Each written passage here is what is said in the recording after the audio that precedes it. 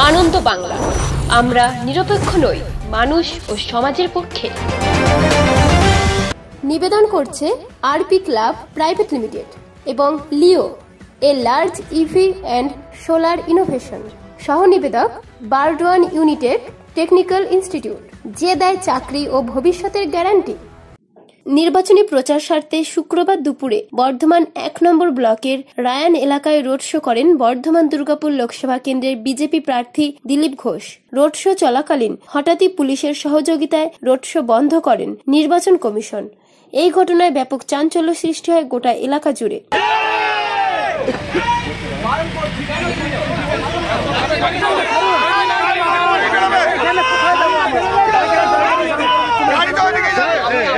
সূত্র মারফত জানা যায়, বেলা 12:30 থেকে 1:30 পর্যন্ত রায়ান এলাকায় রোড শো এর অনুমতি দেওয়া হয়েছিল। সেখানে দেখা যায় সময় পেরিয়ে গেলেও রোড শো চলে বিজেপির। সময় পেরিয়ে যাওয়ার কারণ দেখিয়ে বিজেপির রোড শো বন্ধ করেন নির্বাচন কমিশন। রোড শো বন্ধ করার সময় নির্বাচনী কমিশনের সাথে উপস্থিত ছিলেন বিশাল পুলিশ বাহিনী। এরপর প্রায় 4টে নাগাদ বর্ধমান জেলা আদালতের বার অ্যাসোসিয়েশনে আসেন দিলীপ ঘোষ। সেখানে বেশ কিছুক্ষণ আইনজীবীদের সাথে নানা বিষয়ে আলাপচারিতা করেন এবং আইনজীবীরা কিছু সমস্যার বিষয়ে তুলে ধরেন বিজেপি প্রার্থীর কাছে। আমাদের সমস্যার কথা বা উনিও অনেক কথা বললেন। আইনজীবীরা যে যার নিজের মনোভাব থাকতেই পারে, কিন্তু এই জায়গাটা আমাদের অ্যাপলিটিক্যাল জায়গা।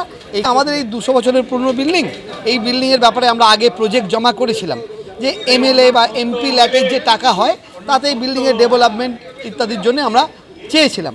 তো উনি বললেন যে ওই কিছু টেকনিক্যাল ব্যাপার আছে, সেই বিষয়গুলো উনি যদি ক্ষমতায় আসেন উনি সেই ব্যাপারগুলো দেখবেন, যাতে আমরা একটা ফান্ড পাই আমাদের এই 200 বছরের পুরনো বিল্ডিং, সেটা মানে আমরা নতুন করে ডেভেলপ করতে পারি, নতুন নতুন আইনজীবীদেরকে বসার ভালো ব্যবস্থা করতে পারি, আমাদের যে ওপরে বসার জায়গা আছে সেখানে ভালো বইপত্র রাখার বা আরও মডার্ন ফ্যাসিলিটি থেকে বার্তা করতে পারি, এটাই আমরা চাইছিলাম। কিছু কিছু জায়গা থেকে আশ্বাস পেয়েছিলাম, আমাদের যে প্রজেক্ট দেওয়ার কথা বলেছিলেন সে প্রজেক্টও আমরা দিয়েছিলাম, কিন্তু সেগুলো কোনোটাই ফলপ্রসূ হয়নি। আমাদের এই যে প্রাচীন এই যে কোর্ট এবং বর্ধমান বার অ্যাসোসিয়েশন প্রায় 200 বছরেরও বেশি, আমরা কোনো এমপি ল্যান্ডের টাকা বা সরকারি সাহায্য আমরা পাইনি। ওনার কাছে তুলে ধরলাম, উনি আমাদের কথা দিলেন যে যদি উনি আসেন তাহলে এই প্রাচীন বার এবং কোর্টকে আরও এই ঐতিহ্যশালী বারকে আরও খুব ভালোভাবে সুরক্ষা দেওয়ার জন্য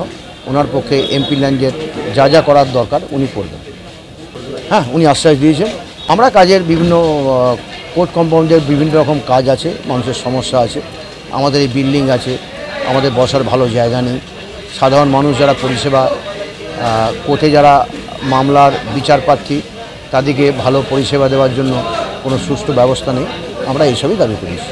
ভোটে জয়ী হলে তাদের সমস্যার সমাধান করার আশ্বাস দেন বিজেপি প্রার্থী দিলীপ ঘোষ। পূর্ব বর্ধমান থেকে দেবাশিস ঘোষের রিপোর্ট, আনন্দ বাংলা।